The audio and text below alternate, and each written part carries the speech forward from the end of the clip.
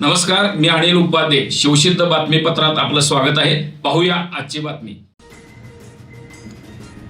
सांगली जिल्ह्यातील वाळवा तालुक्यातील बहादूरवाडी विकास society number 2च्या चेअरमनपदी पोपट माने यांची तर व्हाईस चेअरमनपदी महिपती वडार यांची निवड उत्साहपूर्ण वातावरणात संपन्न झाली.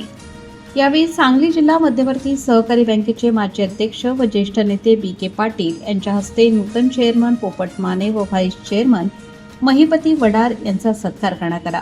कार्यक्रमास बहादूरवाडीचे माजी सरपंच विलासराव देसावळे, ज्येष्ठ नेते बाजीराव जाधव, युवक नेते भोजराज घोरपडे, राजाराम बापू पाटील, दूध संघाचे माजी संचालक संग्रामसिंह घोरपडे, विजयकुमार घोरपडे, मारुती खोत, संपतराव चव्हाण, राजेंद्र पाटील, बाजीराव बेनाडे, बाळासाहेब पाटील, भीमराव देसावळे, अनिल माने, विष्णुपंत खोत, प्रताप जाधव, दिनकर माने, मंगेश माने तसेच युवा उद्योजक महेशदादा घोरपडे यांच्यासह अनेक मान्यवर उपस्थित होते.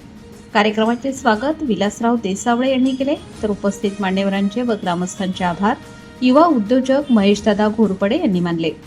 निवडीनंतर सोसायटीच्या विकासासाठी सर्व सदस्यांना सोबत घेऊन काम करण्याचा निर्धार नूतन पदाधिकाऱ्यांनी व्यक्त केला. या निवडीमुळे बहादूरवाडी परिसरात आनंदाचे वातावरण निर्माण झाले असून ग्रामस्थांकडून नूतन पदाधिकाऱ्यांवर शुभेच्छांचा वर्षाव होत आहे. निवडीनंतर गावात डॉल्फी, फटाके आणि गुलालाची उधळण करत कार्यकर्त्यांनी जल्लोष साजरा केला.